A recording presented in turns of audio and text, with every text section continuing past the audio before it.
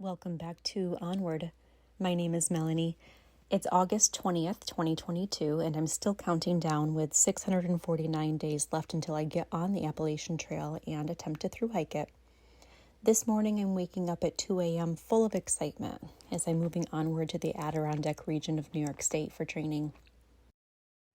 I'm still working on getting to all of the fire towers, but the giant mountains of the Adirondack 46 are on my mind, and I'm equally anticipating them in the future. Today will be quite the day. I will be awake for about 22 hours as the drive to and from are about 5.5 hours each way. But here we go. As I register at the first mountain, Lyon Mountain, I am thinking about questions people have asked me when I tell them about these long days. How are you doing this? How do you have the time and the energy? Truth is, I don't. As I'm momming and I'm running a business and I'm working with clients and I'm training physically at home too. But time is magic and time is a vacuum. What you feed time grows. If I don't give myself time to do what I love, time to play, have fun, move, be aware of my desires, it just won't happen. I give this venture attention and it becomes a priority. Once I started, I couldn't imagine living any other way. This means deciding to live every moment by choice rather than on autopilot. Only you can give yourself permission to do what you love. Nobody can hand it to you, and nobody else can be your motivation. The first person who needs to believe in you is you. Whether it's adventuring on trails like I am or whatever your fancy, only you can decide that it matters enough to say, this is mine and I claim it.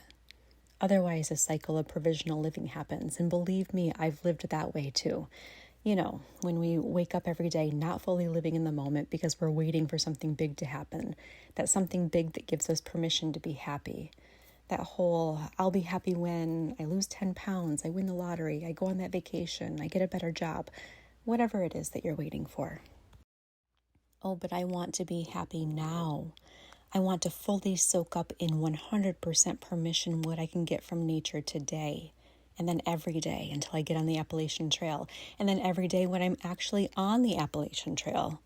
No waiting for happiness when this or that happens. There's only now, so why not be as alive as we possibly can be? Forgive me.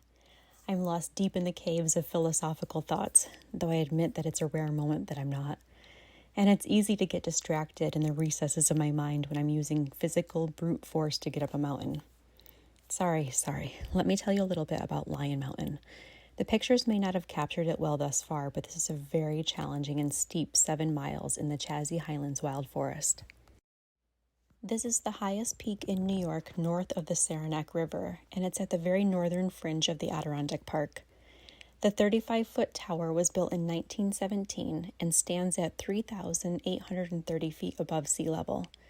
This is as tall as some of the 46 Adirondack high peaks, but you're not going to find it on that challenge list.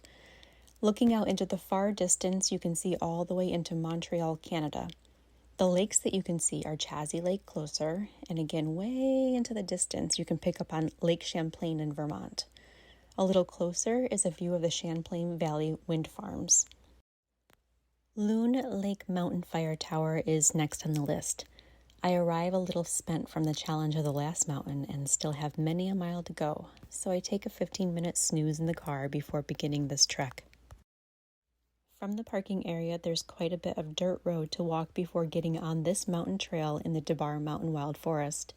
There are no markers for long sections of the logging road, so it's great to have a map downloaded. Sometimes in the past I've printed some paper maps to practice my reading skills, but today I have an All Trails map downloaded from their app. Eventually you'll see an arrow pointed towards the forest and the trail. This looks promising, and I'm eager to get out of the hot sun and hard on my feet gravel. This is much better. I love the magic of natural trekking versus road access, especially if I'm putting in another 6 miles on this mountain. There's a certain satisfaction in practicing agility as one dances over rock and root and then over more root and then over more rock. The fire tower is not accessible as a large portion of the lower steps have fallen. Online resources say that it's awaiting renovations. That's okay. There's a little shade to sit in under the tower, and I take a few minutes to rest and to meditate. My favorite moments on this journey are when I can stop and take in a breath and come back to my body that's doing this, and it's doing it well. And I get to take in the beauty of the view. I imagine all the alchemical properties of trees and air and sun are entering me as I inhale. They're changing my stress levels and my health, and they're giving me a dose of nature's wisdom. Another drive takes me to Azure Mountain. I'm tuckered out, and 2 a.m. feels like a long time ago as I approach 5 p.m. and a lowering level of sun.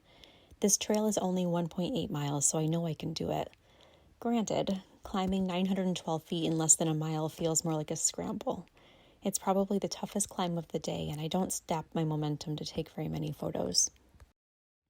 The one photo that I did get was taken when I was starting to get really sweaty and frustrated, and I could not get my heart rate to stay below 160 even with rests. I was moving at less than a mile a minute. I peeked my head up over a rock I was climbing, and I saw a leaf waving at me. It was saying, "Hello, I am fall. I'll be coming soon, and the cool air will help you hike in a better way." Finally, the last fire tower for today, and in my opinion, the prettiest view of the day too. I'm feeling very proud of this leg of the journey as I look at the view of Adirondack Park in the distance. I keep saying that I'm on a journey and I'm in training to get to the Appalachian Trail, and I'm counting down the days. But at the same time, standing here, I realize that every single day matters.